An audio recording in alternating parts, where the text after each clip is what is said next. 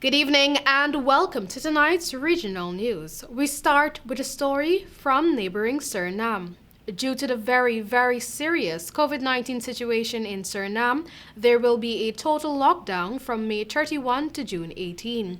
President Chandrika Prasad Santokhi made this announcement.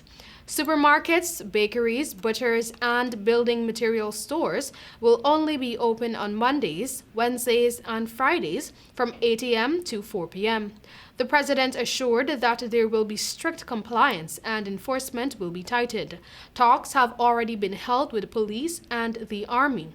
Santokhi warned that there would be no hesitation in revoking permits. For the third day in a row, 7 COVID-19 deaths have been reported. The death toll for the country stands at 282 as of Friday night, including 78 this month. We turn now to Trinidad and Tobago. Trinidadian Prime Minister Dr. Keith Rowley announced a total closure of all restaurants and bars, along with hardwares for 1 week. This means that food outlets offering pre-packaged food for sale will be required to cease immediately. The food being sold at supermarkets and bakeries have not been affected. Essential catering, however, will be allowed to continue operations. Speaking at a media conference at the Diplomatic Center in Port of Spain, Rowley said these businesses were undermining the purpose of the restrictions implemented by the government to stem the spread of COVID-19. Rowley called for a total closure of all external food for selling. Froila Tazalam was sworn in as the first female and third Governor General of Belize on Wednesday, taking over from Sir Colville Young. Tazalam, an educator, is also the first Maya Indian to become a Governor General, and her appointment was in the works ever since Sir Young demitted office at the end of April. The ceremony was steeped in historical significance, with the acting Chief Justice Michelle Arana, a Garifuna woman, standing side by side with Tazalam as the oath of office was proclaimed. The new Governor General said she intends to carry out the constitutional role of her office with the required diligence. And in Cuba, some 50 boats took part in a protest regatta in Cuba on Sunday, accompanied by bikers and people waving flags on the shore to demand an end to U.S. sanctions amid the coronavirus pandemic.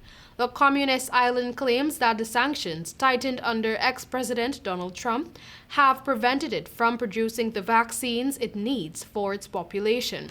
Under President Joe Biden, I quote, "The United States government has kept intact Trump's measures that harm the Cuban people," end of quote, Foreign Minister Bruno Rodriguez said on Twitter. The country of 11.2 million people has reported more than 141 cases of COVID-19 and 950 deaths.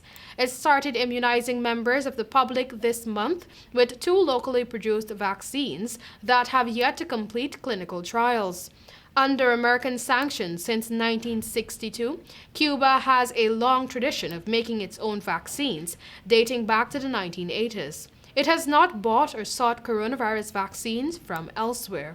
Cuba's relations with the United States have been at a low since then President Trump reinforced sanctions following an historic but temporary easing of tensions under Barack Obama between 2014 and 2016. Washington is angered by Cuba's support for leftist Venezuela. And finally, severe acute childhood malnutrition is expected to more than double this year in Haiti as the country struggles with the coronavirus pandemic, a spike in violence, and dwindling resources, a UNICEF report said on Monday. More than 86,000 children under age 5 could be affected, compared to 41,000 reported last year, said Jean Go, UNICEF's regional director for Latin America and the Caribbean. Severe acute malnutrition is considered a life-threatening condition.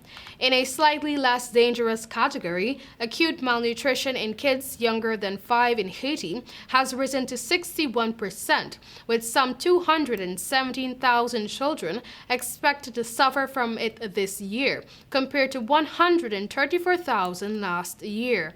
Overall, UNICEF said about 4.4 million of Haiti's more than 11 million inhabitants lack sufficient food, including 1.9 million children.